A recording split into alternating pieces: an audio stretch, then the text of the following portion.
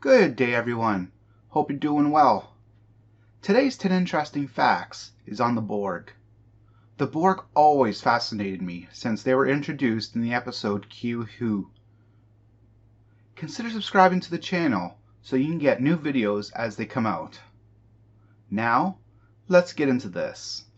Number 1. The precise origins of the Borg were unclear. As of 1484, they were reported as controlling only a handful of systems in the Delta Quadrant. But by 2373, they had assimilated thousands of worlds. In addition to this stronghold in the Delta Quadrant, the Borg also dispatched vessels throughout the galaxy via transwarp conduits. Number 2. Upon assimilation, a drone ceased to grow body hair and developed an ashen, grayish skin coloration, ignoring original skin pigmentation. Cybernetic implants were either surgically attached to the body or grown internally by nanoprobes injected into the bloodstream. In certain cases, these implants could cause severe skin irritations. The nature of these implants varied from drone to drone, depending on the drone's intended function, but basic nodes of interlink for communications with the collective and a myoneural cortical array to control movements were implemented in every drone. In most cases, an eye would be replaced with an eyepiece that improved vision and an arm that would be amputated altogether to make room for a functional prosthetic. In tactical drones, a weapon would be included, and some drones had medical tools built into it to heal drones who had minor injuries. The implants of a fully assimilated drone allowed it to function for extended periods without shelter, food, water, or even air. It could even survive in the vacuum of space.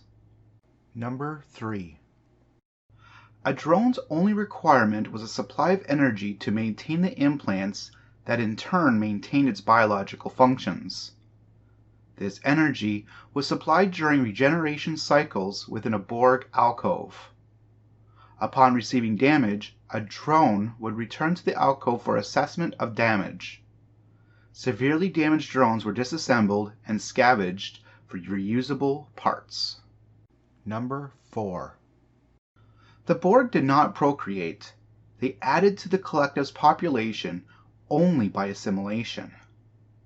Borg infants were not accepted into the collective until they matured to a certain age.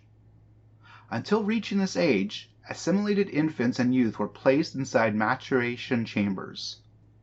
Number 5. Borg drones were equipped with myriad technologies integrated into their bodies, which enabled them to perform their duties within the collective, several of which were universal to all drones. A neural transceiver kept them connected to the hive mind. A personal force field protected each drone from most energy-based attacks. A drone was able to communicate with their ship with signals across a subspace domain, the basis of the hive mind. Each drone possessed a pair of assimilation tubules embedded in one hand for the purpose of instantly injecting individuals with Borg nanoprobes. A cortical processor allowed a drone to rapidly assimilate visual information. Borg drones were also equipped with a neural processor which kept a record of every instruction that particular Borg receives from the collective hive mind. Drones also contained failsafes designed to deactivate and even vaporize their own bodies, thereby allowing the collective to eliminate damaged or dead drones without leaving remains to be exploited by outsiders. Number 6. The Borg typically operated in an atmosphere with a constant temperature of 39.1 degrees Celsius or 102.38 degrees Fahrenheit, 92% relative humidity, an atmospheric pressure of approximately 102 kilopascals, and trace amounts of tetron particles. Number 7. Having no regard for individuality, Borg drones were identified with designations rather than names. A drone's designation typically described its position within a group, like third of 5. To more specifically identify a drone, its function could be appended to this designation. For example, 7 of 9, tertiary adjunct of Unimatrix 01. In the same manner, the Borg refer to alien species by number rather than by name. For example, species 8472. Number 8. Borg drones ignored alien species until they demonstrated the potential to be a threat or a suitable candidate for assimilation. This extended even to taking no notice of people boarding their vessels. The drones went about their business as long as the intruders did not interfere. When addressing a small number of individuals, drones would simply attempt to assimilate them without comment. Before assimilating a larger population, such as a starship or an entire culture, the Borg would collectively transmit a standard announcement of their purpose and the fatality of resistance. Species the Borg found unremarkable would be deemed unworthy of assimilation, like the Kazon. Number 9. Borg Technologies was a combination of technologies assimilated from other cultures and technology developed within the collective in order to overcome obstacles to its goals. When confronted by a problem it cannot solve with its existing resources and/or configuration, the entire collective would work in concert to consider all possible solutions and implement the one determined to be the most efficient. By applying the unique skills of each drone to a task, the hive mind could engineer new technologies and solutions at a pace that would outstand an individual. The Borg were usually exceedingly quick to adapt.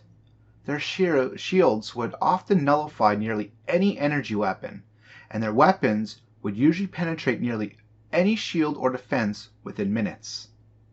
Number 10.